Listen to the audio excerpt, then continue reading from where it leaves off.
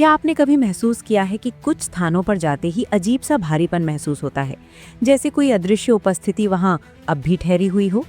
क्या सच में कुछ आत्माएं मृत्यु के बाद भी इस धरती को छोड़ नहीं पाती? और अगर हाँ, तो क्यों? आज के इस गहरे और रहस्यमय विषय में हम जानेंगे the tantra of unfinished desires, why some souls refuse to leave the earth, और समझेंगे कि तंत्र मृत्यु को अंत नहीं बल्कि एक परिवर्तन मानता है। लेकिन ये परिवर्तन तभी पूर्ण होता है जब इच्छाएं शांत हो चुकी हों। तांत्रिक दर्शन के अनुसार मनुष्य केवल शरीर नहीं है, वो शरीर, मन, प्राण और संस्कारों का एक सूक्ष्म तंत्र है।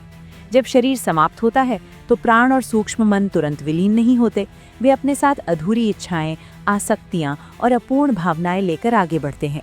यदि जीवन में कोई तीव्र इच्छा अधूरी रह जाए, जैसे अपूर्ण प्रेम, प्रतिशोध, लालच, मोह, अधूरा वचन या गहरा अपराध बोध, तो वही इच्छा सूक्ष्म शरीर को पृथ्वी के कंपन से बांधे रख सकती है।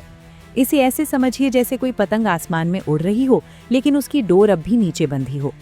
तंत्र इस डोर को वासना और आसक्ति कहता है। अब एक कहानी से इसे समझते हैं। एक व्यक्ति था, नाम मान लीजिए देवेश।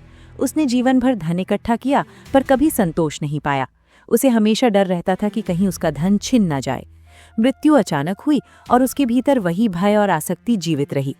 तांत्रिक मान्यता कहती है कि ऐसी आत्मा तुरंत उच्च लोकों में नहीं जाती, क्योंकि उसका मन अभी भी मेरा और मुझे चाहिए के चक्र में अटका है।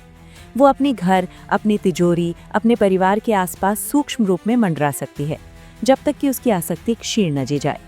ये डराने के लिए नहीं, बल्कि एक आध्यात्मिक सिद्धांत को समझाने के लिए है। मृत्यु शरीर की होती है, परंतु इच्छा की नहीं। इच्छा ऊर्जा है और ऊर्जा तुरंत समाप्त नहीं होती। यही कारण है कि कई परंपराओं में मृत्यु के बाद शांति पाठ, श्राद्ध, प्रार्थना या स्मरण किए जाते हैं, ताकि आत्मा की आसक्ति धीरे धीरे शांत हो सके।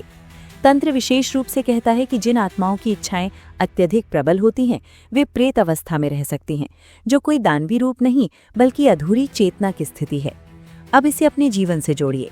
क्या आपने कभी किसी व्यक्ति को देखा है जो जीवित रहते हुए भी किसी एक इच्छा में इतना उलझा हो कि बाकी जीवन उससे प्रभावित हो जाए? वही पैटर्न मृत्यु के बाद भी जारी रह सकता है। तंत्र का उद्देश्य आत्माओं की कहानियां गढ़ना नहीं, बल्कि जीवित व्यक्ति को जागरूक करना है कि इच्छाओं का संतुलन अभी इसी जीवन में करना आवश्यक है। एक और उदाहरण लें। मीरा नाम की एक स्त्री, जिसे अपने बेटे से अत्यधिक मोह था। वो हर पल उसके लिए जीती थी, परंतु भीतर एक डर था कि उसे खो न दे। मृत्यु के समय भी उसका मन उसी चिंता में डूबा था। तांत्रिक दृष्टि से ऐसी तीव्र भावनात्मक डोर आत्मा को पृथ्वी के स्तर पर कुछ समय तक रोके रख सकती है, क्योंकि मन अभी भी छोड़ने के लिए तैयार नहीं है। लेकिन इसका अर्थ ये नहीं कि हर मृत्यु के बाद आत्मा भटकती है। अधिकांश आत्माएं स्वाभाविक रूप से आगे बढ़ती हैं, क्योंकि उनकी इच्छाएं संतुलित होती हैं। समस्या तब उत्पन्न होती है जब इच्छा पहचान बन जाती है, जब मैं पूरी तरह मेरी इच्छा में घुल जाता है। तंत्र सिखाता है कि इच्छा स्वयं बुरी नहीं है, वही इच्छा सृजन, प्रेम और प्रगति का कारण भी है।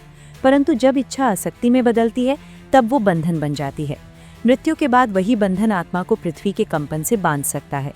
अब प्रश्न उठता है, क्या ऐसी आत्माओं को मुक्ति मिल सकती है?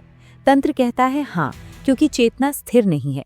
प्रार्थना, स्मरण, ऊर्जा संतुलन और समय के साथ आसक्ति क्षीण होती है। जैसे धीरे धीरे धुंध छटती है, वैसे ही अधूरी इच्छा की तीव्रता कम हो सकती है। लेकिन सबसे महत्वपूर्ण शिक्षा जीवित लोगों के लिए है।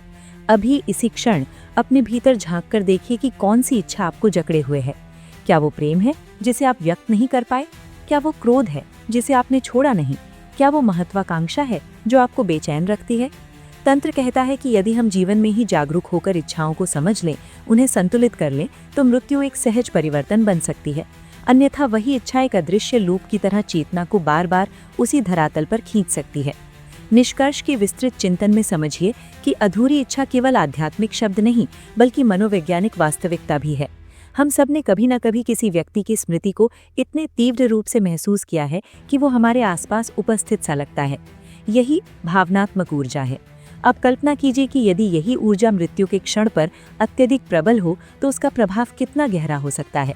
इसलिए तंत्र का मूल संदेश डर नहीं, बल्कि संतुलन है।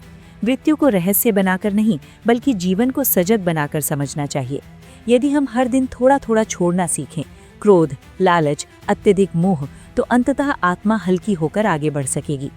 अंतिम गहरे चिंतन के रूप में याद रखें कि आत्मा का पृथ्वी पर रुकना कोई दंड नहीं, बल्कि अधूरी प्रक्रिया है।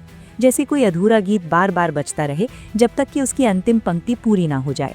जीवन हमें अवसर देता है कि हम अपने गीत को पूर्ण करें, इसलिए अभी से अपने भीतर की डोरों को पहचानिए और उन्हें प्रेम पूर्वक ढीला करना शुरू कीजिए। अगर ये ज्ञान आपके भीतर कुछ जागृत कर रहा है तो कमेंट में लिखें, मैं छोड़ना सीख रहा हूँ। वीडियो को लाइक और शेयर करें ताकि और लोग भी इस सत्य को समझ सकें, और चैनल को सब्सक्राइब करें, क्योंकि अगली बार हम जानेंगे कि सपनों में दिखाई देने वाली आत्माओं का तांत्रिक अर्थ क्या होता है और उनसे संतुलित कैसे रहना चाहिए।